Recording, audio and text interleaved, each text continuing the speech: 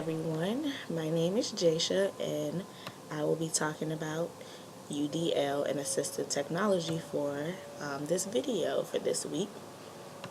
So explain what is UDL and what impacts UDL have on all students with disabilities.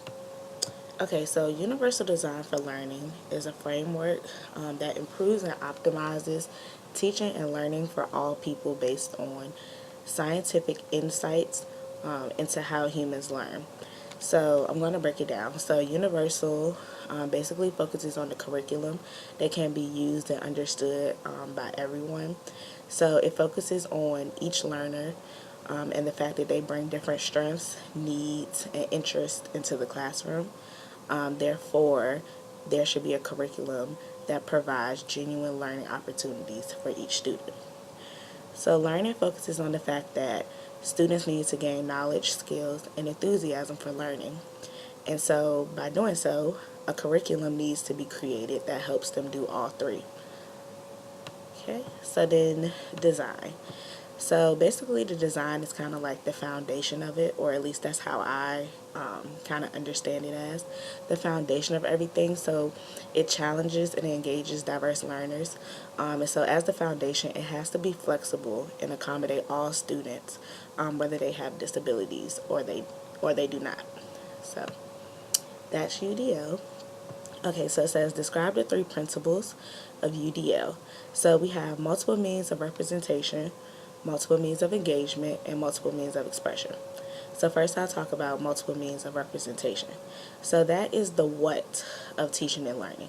So it refers to activating the recognition system within our brain by giving learners and or students various ways of gaining information and knowledge. So whether that be a PowerPoint, a video, a handout, and so forth. So multiple means of engagement is the why of teaching and learning. So this utilizes the affective brain system by tapping into the learner/student's interest, challenging them appropriately, and motivating them to learn. So then we have multiple means of expression. So this is the how of learning. So the activation of the strategic system of the brain allows students to organize and utilize information they have received to show what they know. Okay, and I apologize if I'm reading fast. Okay, so detail an example of how each principle of UDL can be highlighted in the classroom. So just a disclaimer, I plan on being a school counselor, so I kind of looked at this in both ways of how I could possibly use this in my office as a school counselor, but also taking into consideration the classroom. So for multiple means of representation, I gave a few examples. So I said that personally in my office, I could hang up posters. I could have different handouts laying around for students, different materials in different languages. So whether that be having the posters in different languages or different handouts in various languages if needed. I would be able to use, or teachers would be able to use in the classroom, different media outlets. So whether that be like computers, cell phones, smart boards like YouTube, whatever the case may be, just trying to incorporate different media outlets. Another example I gave was interacting with flexible content and communicating through languages that create a shared understanding.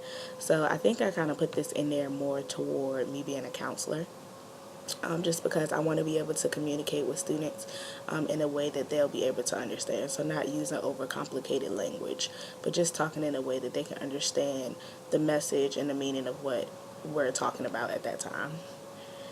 So for multiple means of engagement, the examples that I gave, I put ask the students about their interests and what excites them, to see what sparks their learning, ensuring that I'm remaining persistent and encouraging students to put forth their best effort, allowing students to work together and or alone.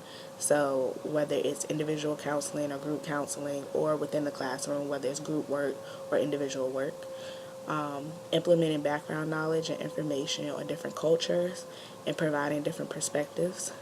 And then finding different methods to keep students engaged by allowing the routine to be flexible. So whether in the classroom, if it's saying, oh, well, giving students options. Would you rather do this today or do this today, depending on what they're interested in for that day. Then for expression, I said allowing students to express themselves in various ways, such as speech or written text. So implementing activities that could encourage physical action through the use of accessible materials and tools, sharing ideas using tools that promote learning, such as written assignments or the use of media to communicate, for example, YouTube, and then using various methods for response and navigation. Okay, so describing an assistive technology product, a tool that can be used to illustrate each of the UDL principles. So for representation, I put Read and Write Gold, which is a screen reading software program that highlights and reads aloud any word, sentence, or program in the document, and it provides both audio and visual learning components. For engagement, I put a smart board or smart pens, just so that students will have the opportunity to come up and write on the board, or if they have a smart pen, they may have like a smart pad that goes with it that they can write on, and it'll show up on the board. So just something to get them engaged. And then for expression, I put something called the Dynamics. I think that's how you pronounce it. So it's a computer-based touchscreen device that shows symbols, and so when activated, it either plays a message or changes the dynamic display to show other symbols with messages, to make it easier for students who have trouble communicating, making conversation with others easier for them. Okay, and so lastly it says evaluate the strengths and weaknesses associated with the UDL framework in your efforts to apply UDL in your teaching and learning. So for strengths, I said that of course it's very inclusive. It takes into consideration that each student learns differently, and they have different interests, meaning that their learning is sparked in various ways. I also said that it focuses on ensuring that all students with and without disabilities are able to grasp knowledge in the most effective way possible. And overall, it just allows the playing field to be even for all students, by providing them with material and tools that can be adjusted to meet their individual needs. And so for weaknesses, I don't really think that there's any weaknesses. The only thing that I would say is that this framework requires, I would say, a lot of training. So just ensuring that teachers and other school personnel have that training to implement this framework in the most effective way possible, so that they can ensure that students' learning is consistent.